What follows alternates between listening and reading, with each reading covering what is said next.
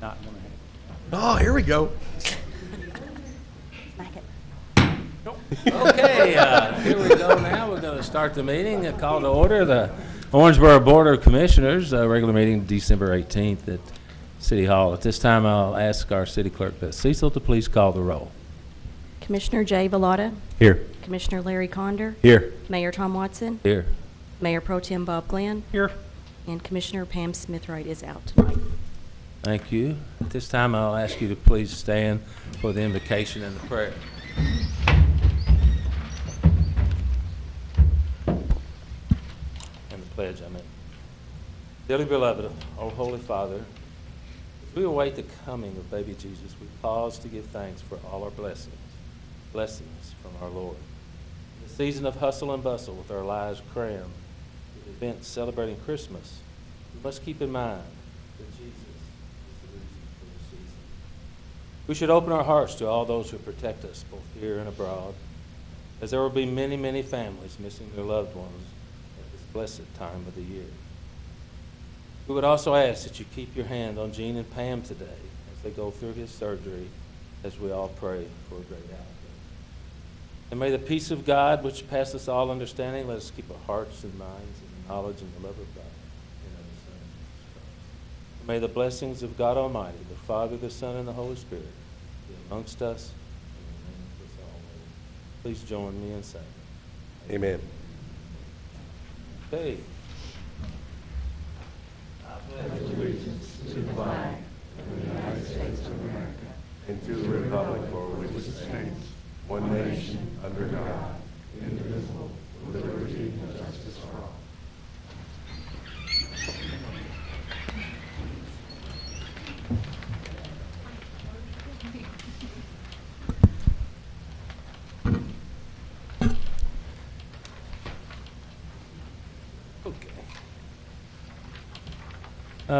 We have a few presentations tonight, fun stuff versus unfun stuff. The first one is the Law Enforcement Appreciation Day 2019 and the National Volunteer Blood Donor Month proclamation. Is someone here to receive the, okay. How you doing? I'm going to read this proclamation for you, okay? Whereas the leadership of Owensboro, Kentucky recognizes the extraordinary service and sacrifice of men and women in law enforcement who keep our communities safe, enforce the rule of law, and respond in times of crisis. And whereas the Owensboro Board of Commission recognizes the role of the Western Kentucky Blood Center, Regional Blood Center, in ensuring the safety of the blood supply and the ability to solely deliver life-saving blood and blood products to health providers and patients in Owensboro. And whereas the Kentucky Concerns of Police Survivors, Kentucky COPS, provides resources to help the families and co-workers of those in law enforcement, those officers killed in the line of duty, cope with the sacrifices and the loss of their loved ones. And whereas Western Kentucky Regional Blood Center and the Kentucky Cops have partnered to provide a meaningful way to support the community by raising awareness for the volunteer blood donors and to provide comfort to thousands of families of fallen officers across the nation. Therefore, I, Thomas H. Watson, the mayor of the city of Owensboro, do hereby proclaim January 19th as National Volunteer Blood Donor Month, January 2019, January 9th, 2019 as Law Enforcement Appreciation Day, and January 2, 3, and 4, 2019 as National Blue Blood Drive in Owensboro, Kentucky, and encourage all citizens to support and participate in the efforts of the Western Kentucky Blood Center and Kentucky Cops. All right.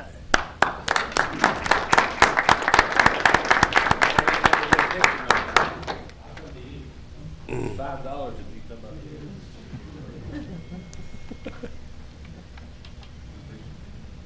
Come on, gang.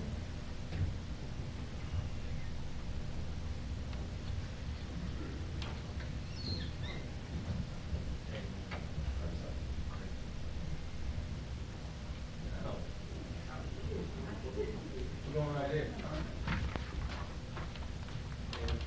If I get your camera ready, you want to overcome it so long. This is Thank You're welcome to speak.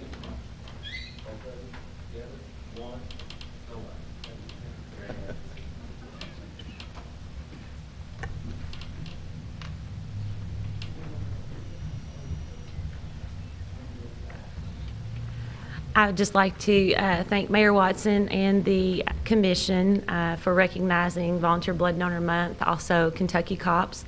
And I'd like to introduce you all. This is Craig Sutter. He's the Kentucky liaison for the concerns of police survivors. And I'd like to give him an opportunity to say hi. My name is Craig Sutter. I'm a trustee with the Kentucky chapter of Concerns of Police Survivors. And I just want to thank the mayor and the commission for recognizing the National Blue Blood Drive and Law Enforcement Appreciation Day next month. Thank you. You're welcome. Tragic death in Chicago last night, wasn't it? Hit by a train. Dark, you probably on it right away. Jeez, two of them. So it's like 148 this year? 120? About 148 lost police officers. Thank you for your service. Thanks, sir. Okay. Bye.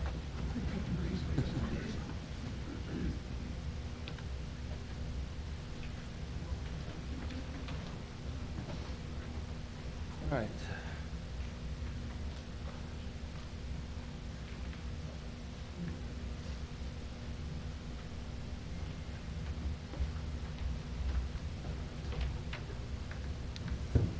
Okay, the next item on the agenda is the Cap Gardner Award, and that's given to an employee, the city of Owensboro, who shows unbelievable spirit, kindness, and real work ethic to try and keep this train on the tracks, so to speak. Ms. Gardner wasn't able to make it tonight, but she certainly wanted to express her feelings about how important it is to her family to keep this award going. Cap Gardner used to be mayor, used to be head of ABC. He had the best sport coach in America. I mean, he was very colorful, very lively gentleman, and a great asset to the city of Owensboro. So at this time, what? Huh? Oh, you had it upside down. How am I going to find it if it's upside down? I was winging it, folks. Cap Gardner was mayor of Owensboro 1954 to 1958. He was U.S. Navy World War II veteran, dedicated public employee, community figure, and a loving family man. The Cap Gardner Award was initiated in 2007, I believe I was here then, to honor an exemplary city of Owensboro employee. This is the 12th consecutive year that we will honor a city employee with this distinction. Every year, our committee comprised of a professional member of our community, a member of the Neighborhood Alliance, and a member of the Rotary Club, reviews nominations submitted for deserving employees by their peers or supervisors. The committee had their work cut out for them this year, as there were some amazing nominees. Along with an award to keep with them, the recipient will have her name placed on a permanent memorial in Cap Gardner Park, located at 20th and J.R. Miller Boulevard. Here is an excerpt from the winner's nomination. I hope I don't cry. Over the last year, the fourth floor has undergone extensive changes. We have hired a new city manager, assistant city manager, city attorney, executive city assistant to the mayor, and had the resignation of a paralegal. This nominee has stepped up to either fulfill, assist, or mentor each of these roles. If you have a question, she is #go-to person for the answer. She has made great strides in the improvement of the city's record retention system. She has performed massive purge of on-site and off-site storage documents, resulting in additional departments appropriately following our records retention schedule. With the support of our IT department, she has managed to quickly and accurately upload the city's municipal code to our website, thus increasing the city's due diligence for transparency. I truly believe this organization would not run as smooth as without her guidance. She has proven to be a tremendous asset to the city of Owensboro. The city is proud to have you as an employee. Congratulations, Beth Cecil.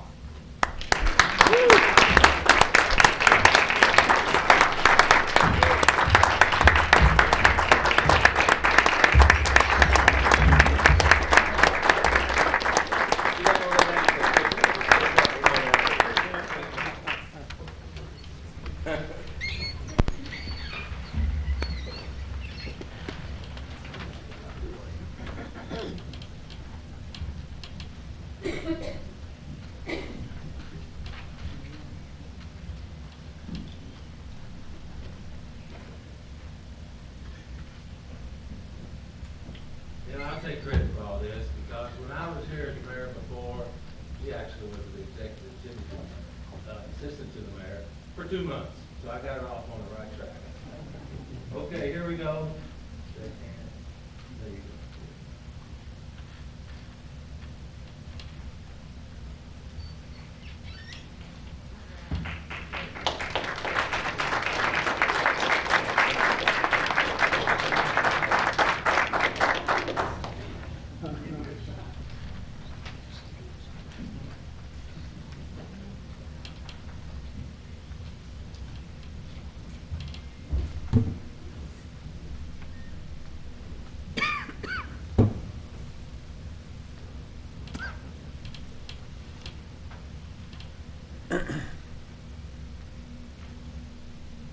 And let me tell you people something, it's hard as heck to keep a secret from this woman on this floor up here.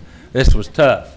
She was rooting around for the award. She was driving I mean, what are we going to do? Where is it? You know, and all that stuff, you know. So it was very well deserved. Did you get tricked? Yeah, I had no idea.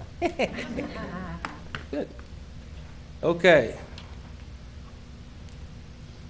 The next item on the agenda, most a lot of fun tonight, isn't it? Nobody fussing and growling about anything. Is Chief Art Elam recognition. State Representative D.J. Johnson was coming tonight, but they called a special session, and so he's not here, so he asked me to speak on his behalf. It's the House of Representatives of the Commonwealth of Kentucky, citation of achievement.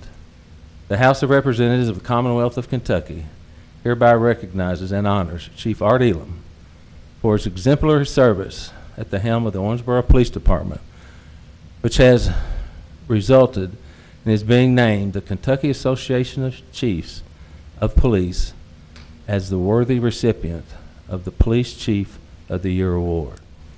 Having joined OPD in 1991 as a patrolman, Chief Elam has served in law enforcement for nearly 30 years, earning a stellar reputation for his integrity, skill, and commitment to his profession.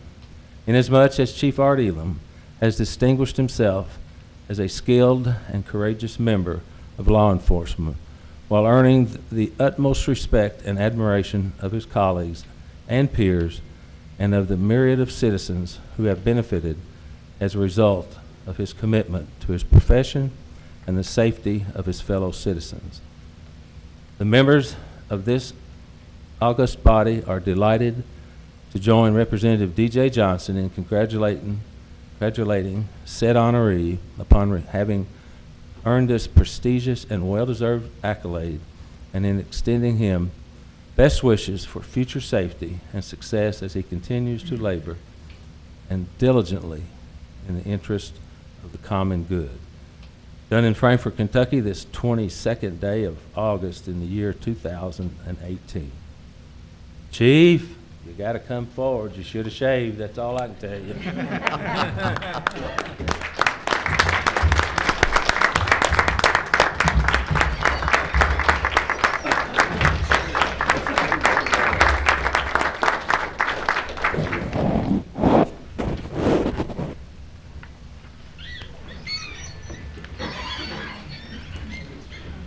Huh?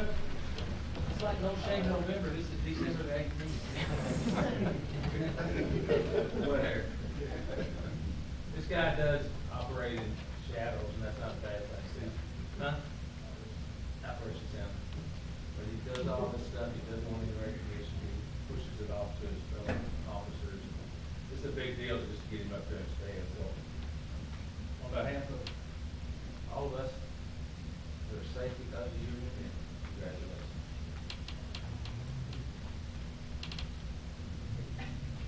We do ours again. Austin said Christian, do your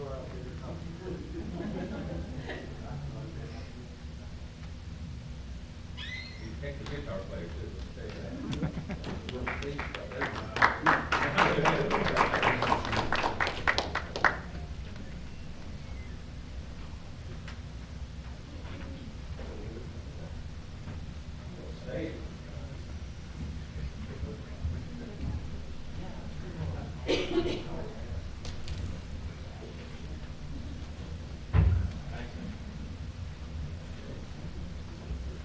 Okay. My eyes going on. This time we would like item 4D, audit report, Alexander Thompson Arnold, PLLC. Mr. Jack probably, right? Somerville. Good evening. Thank you for having me tonight. I am Jack Somerville with Alexander Thompson and Arnold. I'm here to present your audit report for the fiscal year ended June 30th, 2018. Got a few slides here that discuss some basics of our audit process and all that, but I think if it's okay with you, I'll just skip that and get straight to the meat of the matter. First, I'd like to direct your attention to page 8 of our audit report, if you have that there, and that is where our independent auditor's opinion letter is. And you'll note at the bottom of the page, there's a paragraph that says auditor's opinion, and we do give a clean opinion on your financial statements. In addition, during our audit, we did not note any material weaknesses or significant deficiencies in your internal controls or any non-compliances with laws, regulations, grant agreements, or that sort of thing. So it's a very, very clean report. Go through a few financial highlights on the government-wide financial statements, which are pages 22 and 23 in the report.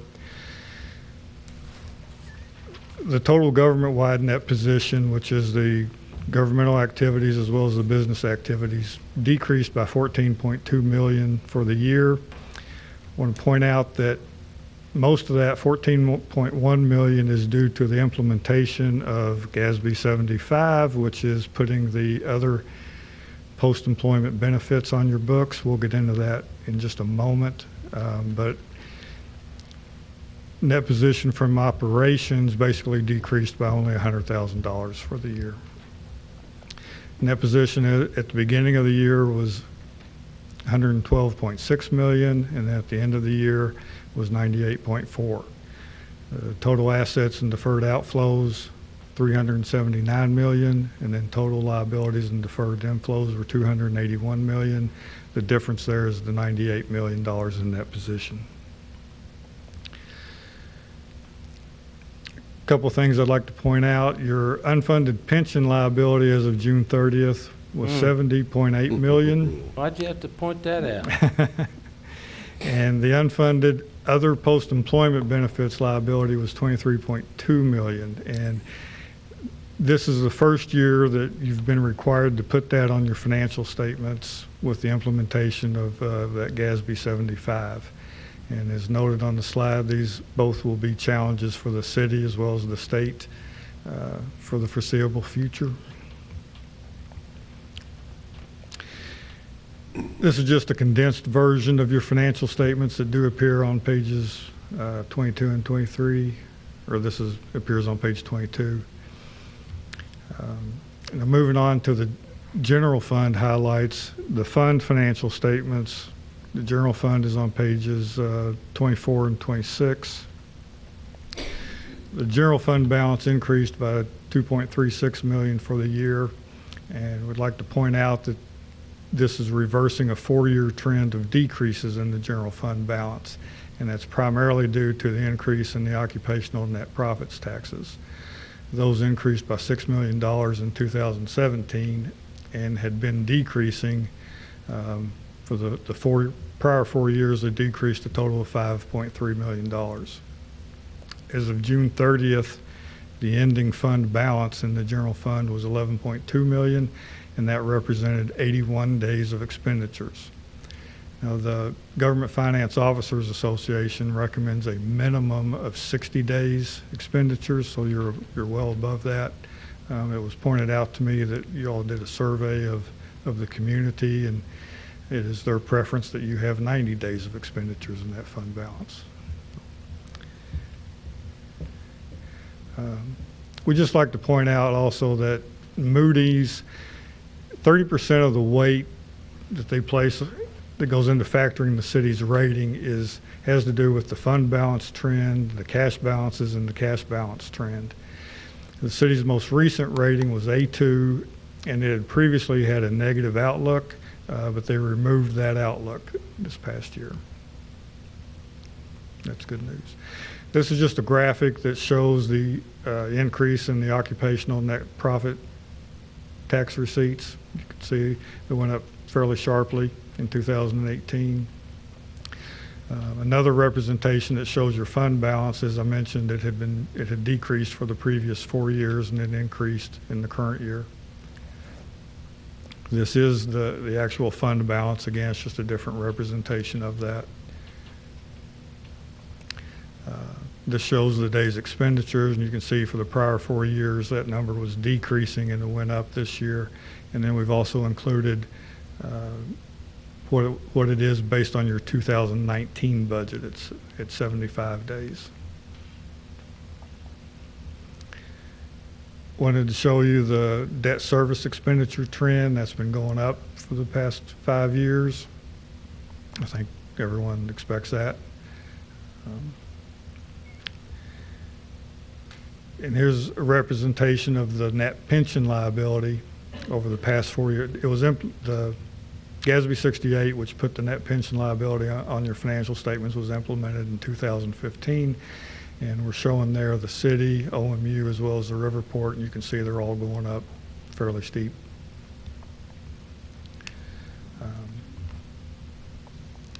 As I noted previously, we didn't have any findings related to deficiencies in internal control or non-compliance. We do have just a couple of general recommendations we'd like to make. The first concerns implementing a fund balance policy, and that would be to formally say that you want to have a certain minimum fund balance at all times.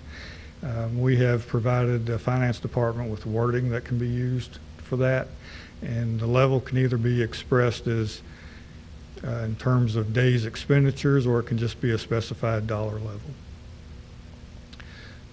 Additionally, as we were doing the audit, we've noted over the past several years that the finance staff have been given additional responsibilities and additional workload with downtown development, the convention center, the TIFs, and we'd really like to recommend that the finance staff be increased. But in lieu of that, we would recommend that there be some cross-training amongst the employees to sort of share the workload that everyone does. Now, on a personal note, I want to say that we always enjoy doing this audit. The finance staff is first rate. They're very cooperative, and we appreciate everything that they do for us. I would also point you to page 7 of the audit report, where you'll note that once again, the city has received the Government Finance Officers Association Award for Excellence in Financial Reporting. I'm not sure how many years in a row that is, but it's very prestigious that they've received that again. Any questions for me?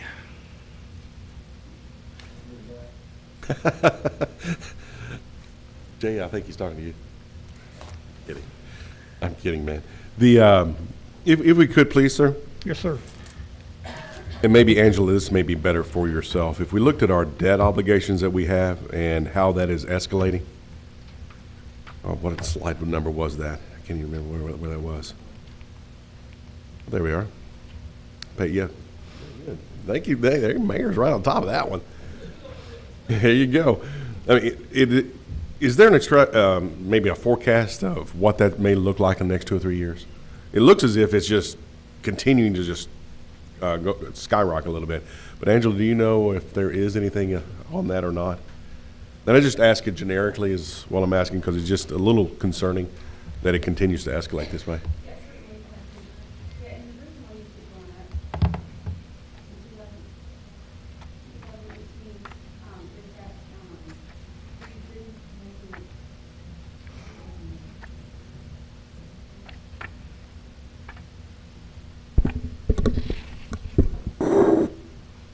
Perfect example of employee Cap Gardner Award winner right there.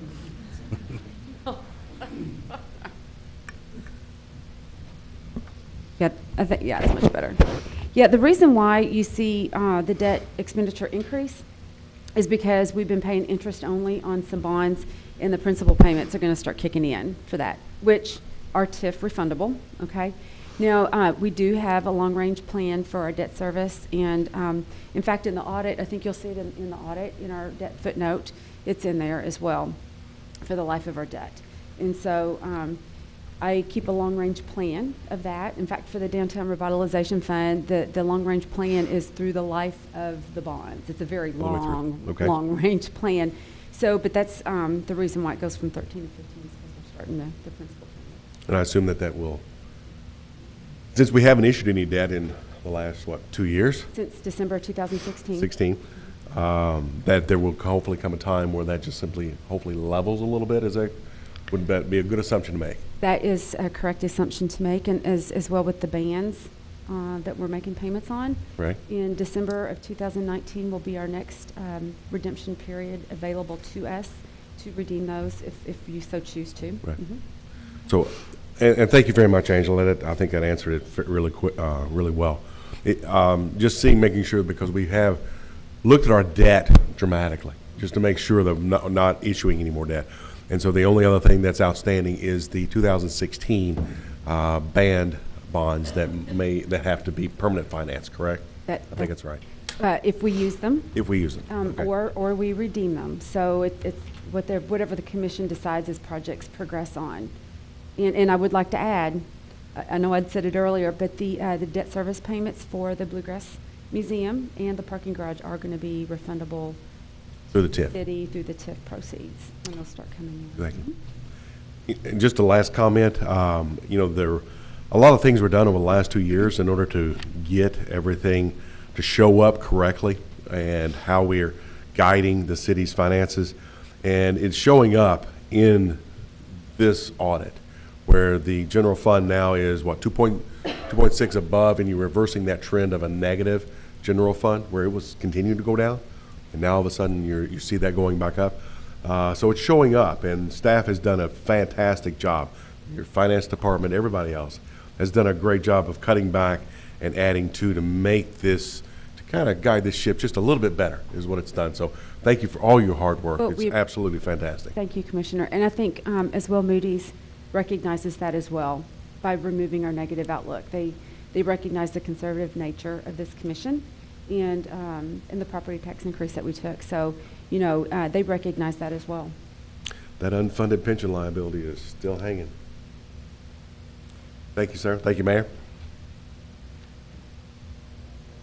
Good question. Angela, on page 19, comprehensive financial report, there are a couple of account areas. Finance is one, police is another, where money was budgeted but not spent. So that money, and this is really for the average person, I mean, it says at the bottom, $648,000 was not spent. Where does that go? Well, what you're looking at there is, are you looking at the top of page 19? Yes. Okay. Section 5. What those numbers represent is the difference between your original budget and your amended budget. Right. And so that's what those numbers represent. There's no indication there of the expenditure, but it's just the difference in original budget versus amended budget. And some of those funds were spent, some were not spent and rolled back to the fund balance, and some were carried over. You know which ones are carried over? I know street. Yes, there was, streets is typically carried over. All of our open POs were carried over. That's the bulk of our carryovers from year to year. I don't have the details of that in front of me, but yeah, it's about $1 million that we carried over. And then question, it says we are locked into paying 3% a year on debt service. Is that a sanctioned limitation, or are we allowed to adjust that to the level? Can you direct me to where you're looking at that? Not so good about it. I think it may be the next page. I think it should be 20. It says that we are committed to 3% of our general budget is consumed. Here it is, page 21, debt service payments, section E, section 7, subpoint E, debt service payments. Did you 3% reference? Yeah, that's not a sanction. What this is just saying that less than 3% of the general fund budget is expended for debt service. That percent may change from year to year. So Right. it depends on what the total general fund. No, no. imposed, or? No. Standard? That's just a calculation, Commissioner. What it is, it's the debt service as opposed to the general fund budget in its total.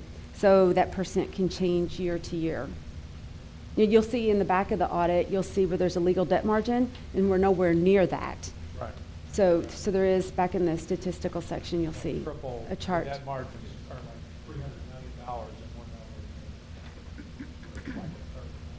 number. So the long-term question is, we seem to be, with the tax adjustments we've made in the last 2 years, we're on a positive trend, based on what they found in the audit.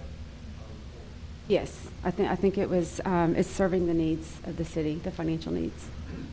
Yes. Well, thank you, and thank you, Mayor. Okay. Anybody else? All right.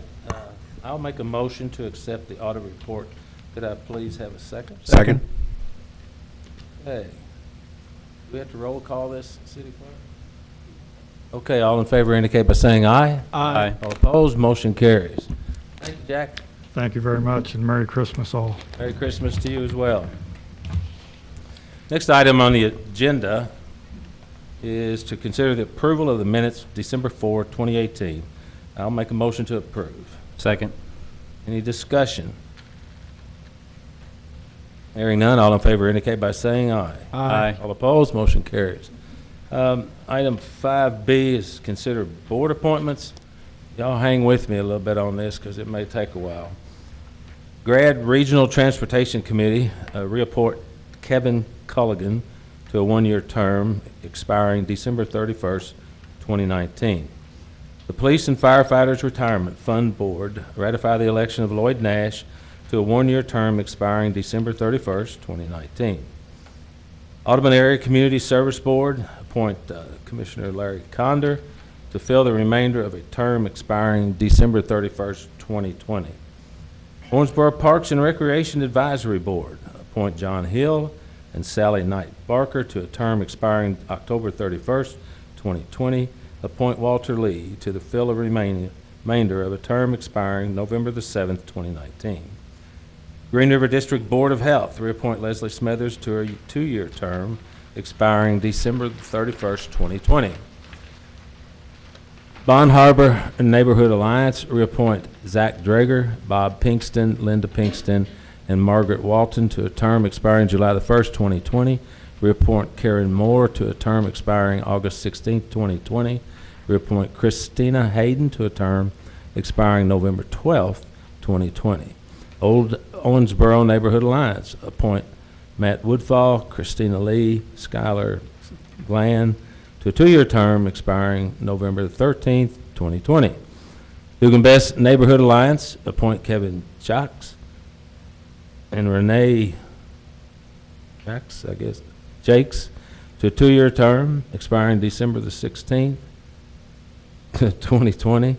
Dogwood Azalea Neighborhood Alliance, reappoint Ed Odom, Nita Kincaid to a 2-year term expiring July the 1st, 2020. Reappoint David Morris to a 2-year term expiring November the 1st, 2020. Reappoint Court and Jenny Lewis to a 2-year term expiring November 20th, 2020. Senior Community Center of Owensboro and Davis County, reappoint Joe Mason, Jennifer Allen, Tom Clark, and Rita Jo Holtzman to a 3-year term expiring December the 31st, 2021. Human Relations Commission, appoint Gabriel Martinez to a 3-year term expiring January the 1st, 2022. Civil Service Commission, reappoint Stephen Englehart to a 3-year term expiring January the 15th, 2022. Owensboro Davis County Regional Airport Board, reappoint Gene Wright to a 4-year term expiring January the 8th, 2023. City's Employee Pension Board, reappoint Josh Bachmeyer to a 4-year term expiring January the 8th, 2023. And I apologize if I butchered anybody's name. Could I have a motion to approve? So moved. Second? Second. Any discussion? Hearing none, all in favor indicate by saying aye. Aye. All opposed, motion carries. We have no ordinance second reading and no ordinance first reading, and the municipal order item number 8. Counselor, Thank you, Mayor. welcome. Municipal Order 28-2018, Municipal order approving a 1.0% cost of living increase for all eligible pension annuitants under the closed City Employees Pension Fund, introduced and publicly read for approval this 18th day of December, 2018. Okay, I'll entertain a motion to approve. Motion? I'll second it. City Manager, do you have any discussion for this item? No, Mayor, do not. Okay. Any other discussion from the dais? Hearing none, all in favor indicate by saying aye. Aye. Now, any opposed? Motion carries. Item 8B, Counselor. Municipal Order 29-2018, a municipal order approving a 1.0% cost of living increase for all annuitants of the Owensboro Police and Firefighters Retirement Fund closed, introduced and publicly read for approval this 18th day of December, 2018. I'll make a motion to approve. Could I have a second, please? Second? City Manager, you have anything to say? Just briefly, Mayor, if I could clarify that both this item and the last item are closed legacy pension plans and neither have any relation to the current Kentucky retirement systems that we participate in and is often in the news right now. But we're still liable for them. Okay, any other discussion? Hearing none, all in favor indicate by saying aye. Aye. All opposed?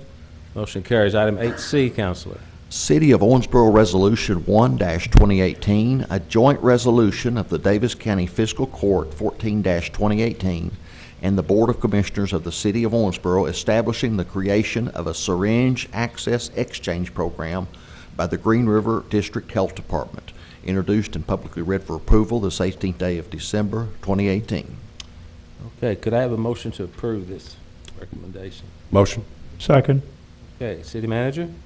Thank you, Mayor. A few years ago, when the state gave health departments the ability to operate syringe exchange programs, they made it conditioned upon approval from the city and the county in which the program would be located. At their meeting last week, the fiscal court gave their consent for our local health department to operate a needle exchange program in our community. Commission approval of this resolution would provide the final approval needed, and the health department would be able to then begin a syringe exchange program. They are not asking for funding for the program, only for our consent. And Health Department Director Clay Horton is here should you have any specific questions. Thank you, sir. Any discussion? Just had one question. Commissioner Glenn? Wait till he gets it. So will there be, I mean, you may not be required to do this, will there be any kind of assessment or report on an annual basis that will kind of update both the county and the city as to how this program is advancing and how it's working? Yeah, so we've put together our plan and have our program guidelines, and part of that's an evaluation piece.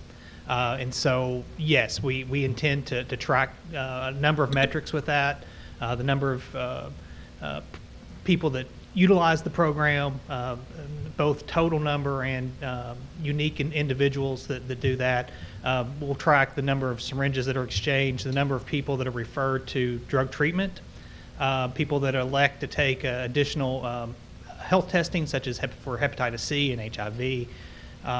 And I'm probably leaving a few out there. I have an epidemiologist that puts this together for me, but we do have a plan.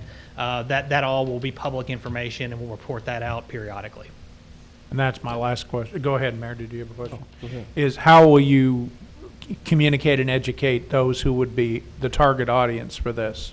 Do you have any plans to do that? Radio ads, bus ads? Those type of things. We'll reach out to lots of community partners, that are working in this sector.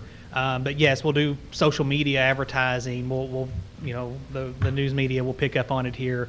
And then again, outreach to other social service agencies in the community to make sure that they understand when the program's available. One of the things that I'm anticipating based on where programs have stood up in other parts of the state and especially in Western Kentucky is we think it'll start pretty slow. So we'll have the ability to scale up or scale down based on the demand and the utilization. But initially we're looking at probably 2 afternoons a week. And then we can adjust from there. So there'll have to be some outreach in terms of letting people know what time of day and when this program will be available. Thank you very much, and thank you, Mayor. Mr. Horton, who's financing this program? Is it state or federal? So primarily, this will be financed through our local public health taxing dollars. Health tax dollars. So we're a 7-county district health department. All 7 counties have a board of health that assess a public health tax, and then they each pay equally into for the operation of the health department. So, so that's in large part where it'll come from. We are not adding to that. We already fund a whole number of programs through our health department. We'll be doing this program primarily with existing staff, or really entirely with existing staff at this point. So we're not anticipating needing to generate new revenue to operate this program. We'll do it with what we have now. We are in receipt of a small amount of funding through the state health department to stand these programs up. We're currently hoping to get one stood up here in Owensboro and one in Henderson.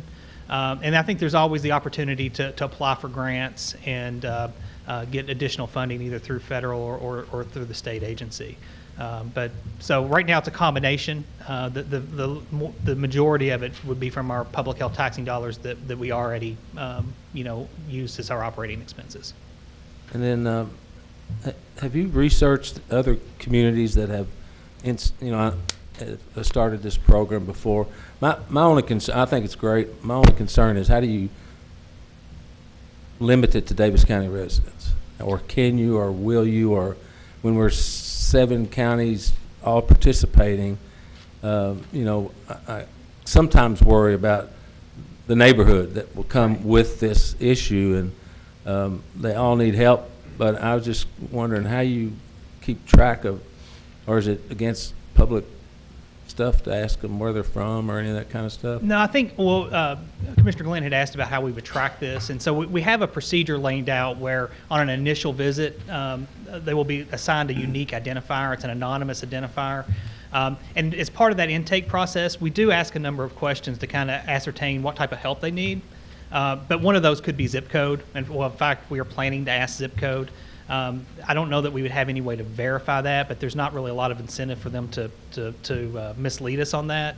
So I think we'll be able to track pretty closely who's utilizing the program and where they're coming from. We're not anticipating, we don't anticipate to have a lot of folks outside of the community. These aren't unique. There's 49 counties in the state already operating needle exchanges. Those don't include Owensboro or Henderson that we hope to have, going here in the next month or so. There are other exchanges that are close to us, Warren County, Muhlenberg County, and the health departments in those areas haven't reported a big influx of people coming in from outside the community. If we saw, for example, if we saw a high utilization rate from a neighboring county, especially if it's within our district, You get them to start their own. we would expand out. We operate 7 counties as one team in a lot of ways. But in terms of staff resources and where the population centers, we thought that Owensboro and Henderson were the most logical places to start. But again, if we see a big demand in McLean County or Hancock County, then we'll certainly be talking to city commissions and fiscal courts in those counties as well to get this consent that we're asking for tonight. Well, God bless you, and I wish you a lot of luck with it. Chief, did you have remarks? Art Elam, Chief of Police. Chief of Sir, the year, can I you think. explain how you're going to distribute the syringes? Is it going to be one for one? I read something in the paper that suggested that you might hand out more initially. So the intent of the program is to discourage people or to get people to stop sharing needles and to safely discard of them. So we've tried to balance a couple of different goals here. One of those is, make sure that people don't have an incentive that don't have easy access to syringes, don't have an incentive to share with a friend or with a family member. But we also want to see these disposed of safely, so we want to see them returned. So we're planning on operating this on a one-to-one exchange, which in some areas that's a little controversial because you have to have some way to get started. So on an initial visit, there would be some leadway there, and that will involve a conversation with the person utilizing the program to ascertain what they need in terms of how they're using now to get safely to the next week or to get safely to the next visit. So that will be based on each individual in terms of what their habits are or what their needs are. So they may not have any needles to exchange on the first visit. So we would supply some initially there, but then on each subsequent visit, then it's a one-to-one exchange. They would have to bring needles back to receive new needles. And that's one of the reasons why we want to assign that identifier number so we know how people are reutilizing the program, and we know, where they fall. Okay. I asked that question because I had a lengthy conversation with the chief of police in Bloomington, Indiana, and they were inundated with calls for service for officers to pick up improperly disposed syringes. They were left in parks. In fact, neighbors complained about a particular park being called the syringe park or needle park, and it became so cumbersome for the police department to go and pick up these syringes that they stopped doing so, and they asked the health department to do that. And we can't take on any additional responsibilities and being concerned for the safety of officers and the women and children and men who frequent our city parks and such. So I would ask that you not do, hand out mass amounts of syringes in order to get this program off the ground. Right. When we don't have a current syringe problem now, we don't want to create one. Right. And, of course, I think a lot of that has to do with, it's patterns in the community in terms of syringe use and types of illegal drug use that's prominent in the community. I mean, we have found, I think on 3 occasions, we've been called about syringes that have been discarded in the bus stop right outside of the health department, and we have to send someone out to. And I know that's anecdotal, but that's all happened probably within the last year.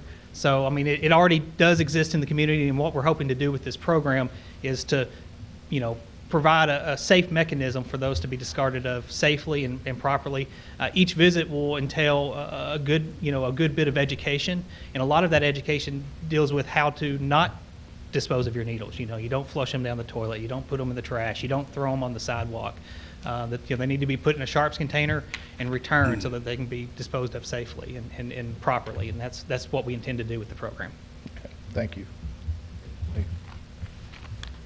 Commissioner Condon? Thank you, Mayor. Mr. Horton, there have been a couple of comments made by some of the citizens about syringes themselves, whether they be diabetic or anyone else like that. Does the health department have a program to where those individuals that want those syringes can get a hold of them if possible? Yeah, so I've seen those same comments. We have an existing program called the Community Access Project, and that was actually started here in Owensboro. We've expanded that program out to 5 other counties now, or 4 other counties now. We have a total of 5 counties. We started that in 2005, but that program focuses on access to care issues. And one of the things that they would do is, if, for example, if you had someone that was diabetic and couldn't afford their medications or couldn't afford their syringes, they work with that individual. A lot of times they're doing navigation. We found that a lot of times people have insurance benefits that they weren't even aware of. If they don't, they may be able to connect them and get them signed up for Medicaid or get them signed up for some other type of insurance. We frequently give out diabetic supplies, testing meters, strips. We sometimes give out syringes for individuals with that. We coordinate donated medications through pharmaceutical companies.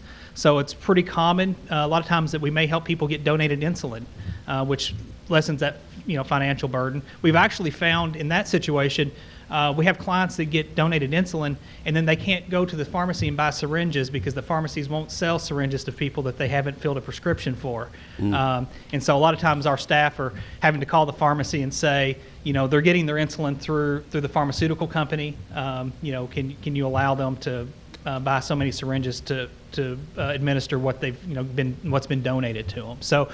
So every situation's a little unique. It's a little different. It's probably not as simple as coming in and say, hey, I'm diabetic, and we provide free syringes. But we do have people that do intensive case management with individuals in that situation, and we're confident that we could find help for them. Last question, and this may be legal, I guess, Mayor, but let's say, for example, there are certain areas within our nation that have had issues with needle exchange programs. And down the road, this becomes, as Chief Elam had said, an issue that is basically encouraging certain behavior patterns. Can the city and/or county withdraw the program at any given time? Yeah. So simple answer is yes. The statute's very clear on that. We must get your consent, and you can withdraw it. But I would say, these programs aren't new. They've been operating since the early 80s, and there's been lots and lots of research on them. They have been shown time and time again that they don't encourage drug use. People don't begin using intravenous drugs just because there's a needle exchange program.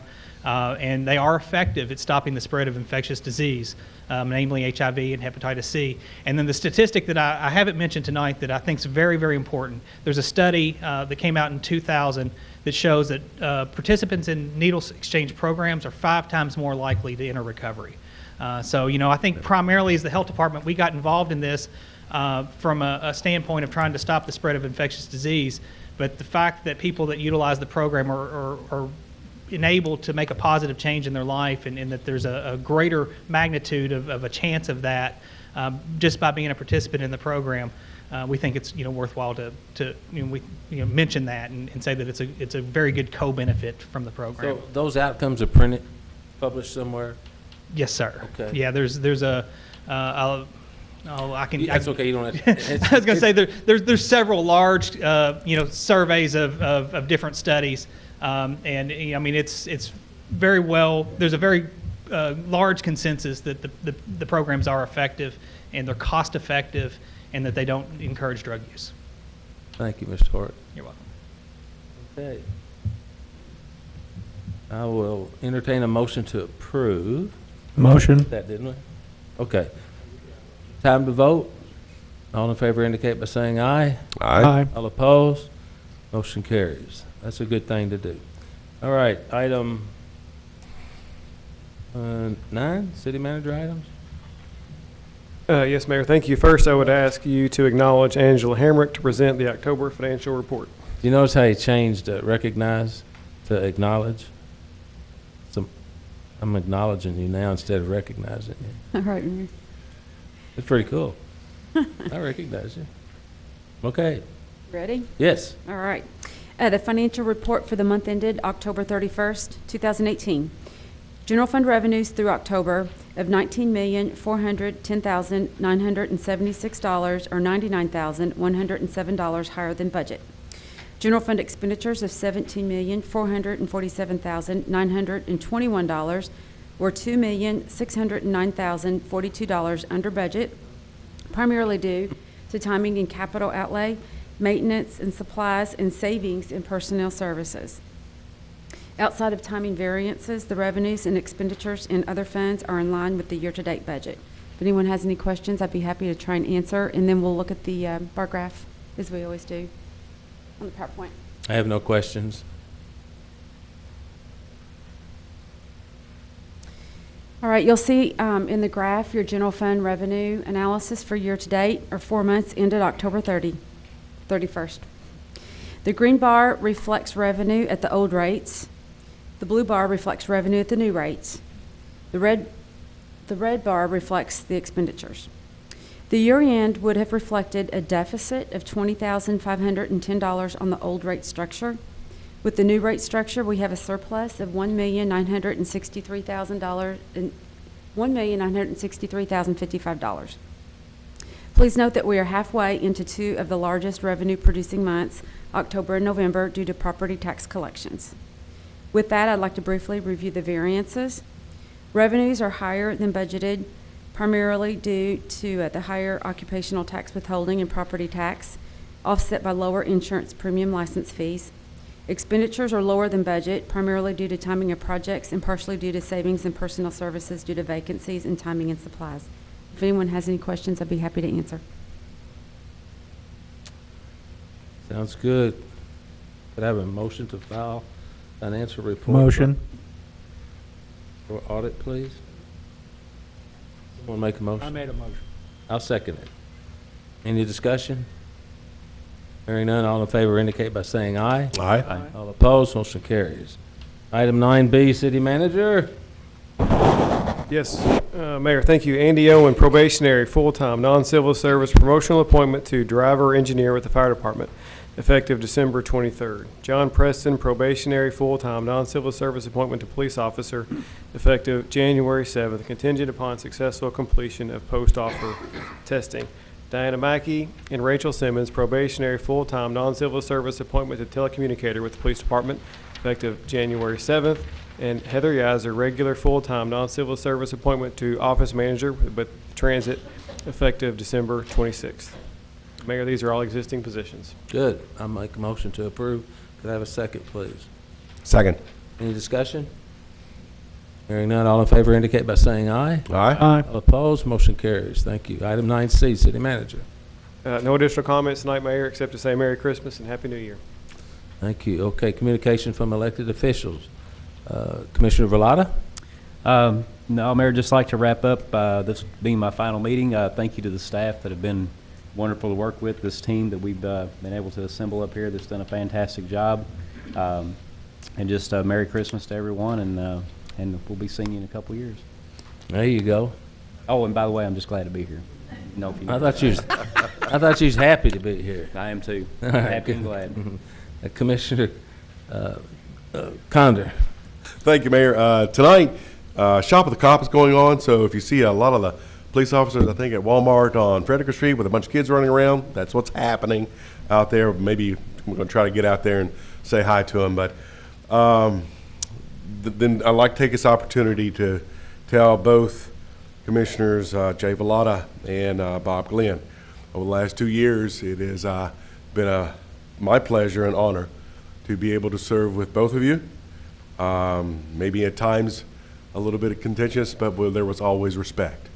Always respect and friendship that was built over the last 2 years that I will never forget. So most importantly, I thank you for your service, Jay, Bob, and what you will probably continue to do for our community. It shall be probably seen by everyone very shortly. And finally, Merry Christmas to everyone, especially our staff and the city employees. You do work every day all the way from top to bottom. It doesn't matter. You serve the people of Owensboro very, very well, and I appreciate you. Thank you, Mayor. Welcome, Commissioner Glenn. Yes, as Jay indicated, it's our last meeting, and just want to say it's bittersweet. I've thoroughly enjoyed representing our community, and I think in the time I've been on the commission and the time Jay's been on the commission, a lot of positive accomplishments have been attained, and as a result, our city's moving forward in the right direction, and I look forward to seeing how this commission works in the future. I was kidding one of the commissioners who will be joining us that I'll be the guy in the front row complaining that you approved the minutes too quickly, and on a 5-0 vote, who could believe that? So, minutes from the last meeting. But I do want to wish everyone a Merry Christmas and a Happy New Year. I want to point out and thank my wife for her support over the last 6 years, and actually longer than that, 28 years. I mean, I don't want to get in trouble. I said the wrong year one time. So anyway, but I do want to thank you, and my public service to this community is far from over. So God bless each and every one of you. And our staff, who does such an awesome, awesome job. They're the wind beneath our wings. Thank you, Commissioner Glenn. I have a couple of comments. One, I want to apologize to everybody that waited for the Christmas tree to be lit. Everybody kept asking me. I didn't know, and then all of a sudden I called or texted city manager, and they said they lit it and there wouldn't be any program. So I apologize to those that were excited about having that opportunity. I did get a chance to go to Estes, and for the first time in my 68 years, I got to read The Grinch That Stole Christmas. An interesting little book, and I had kindergartners, and they actually paid attention. It was great. At this time, I'd like to present some going away presents, so to speak, to Commissioner Glenn and Commissioner Velada. And we have a proclamation for both of you from the City of Owensboro, a Mayor's Certificate of Appreciation presented to Jay Velada. Sincerest gratitude for your service and leadership to the City of Owensboro, and the same as well for Commissioner Glenn. Tired of taking a picture with me? No, Okay. no, be honest. How about you, Jay Bird? No, Are you still happy enough to be here? You're happy to be here. Okay.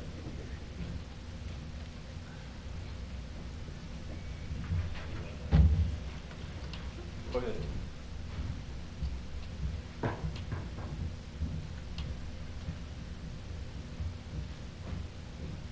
Okay. Whatever you want. Go ahead.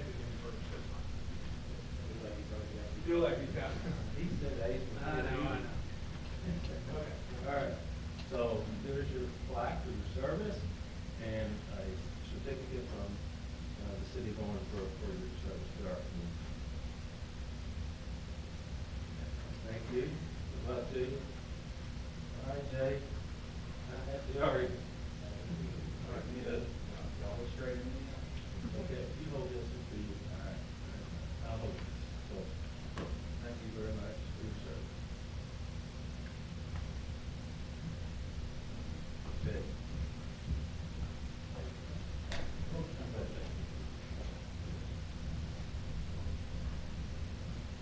There we go.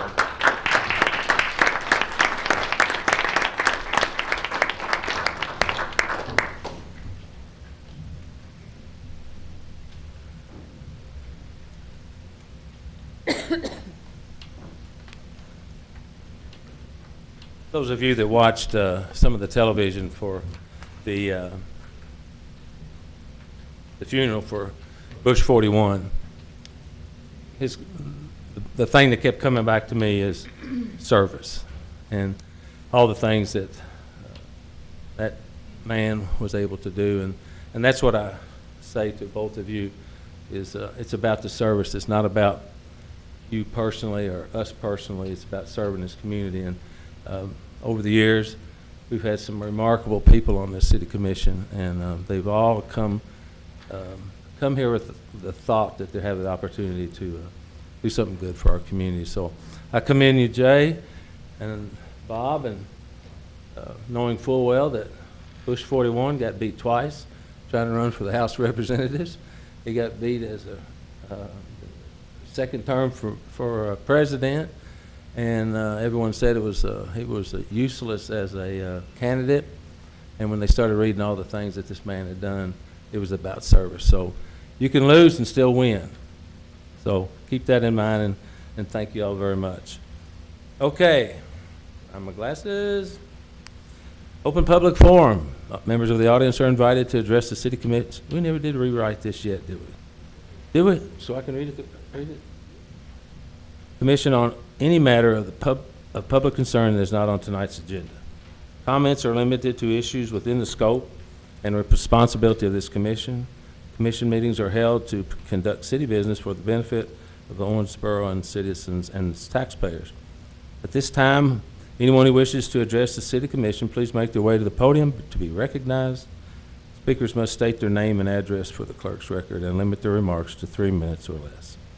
Since the item is not on the agenda, no response is required from the city staff or the commission, and the mayor reserves the right to extend the time of the speaker. So, who's up?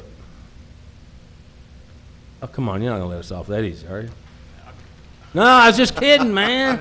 It's Christmas.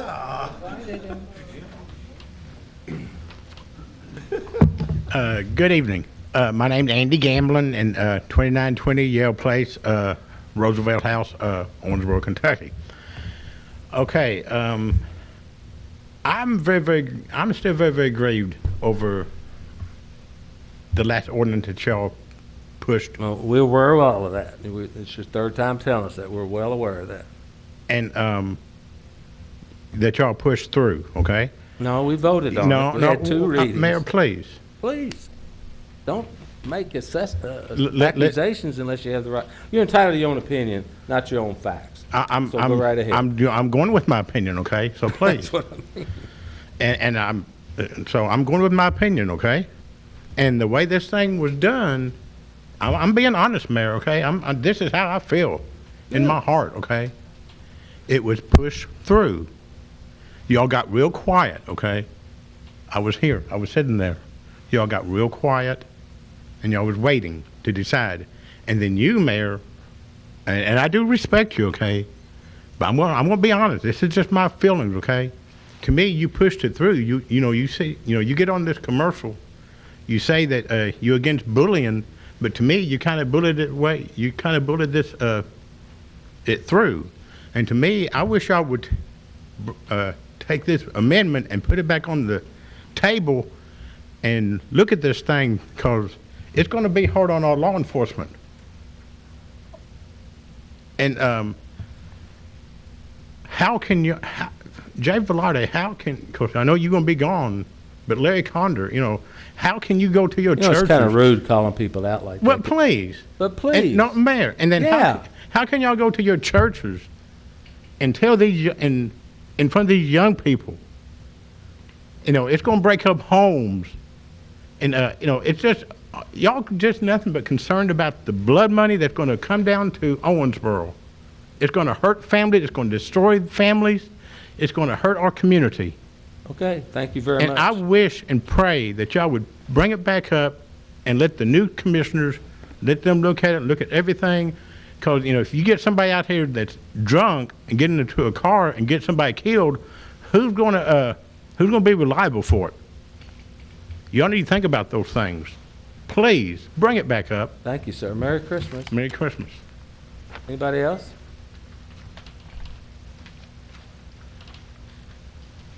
Well, I'll entertain a motion to adjourn. So move. Second. All in favor indicate by saying. Aye. Thank you all. Merry Christmas.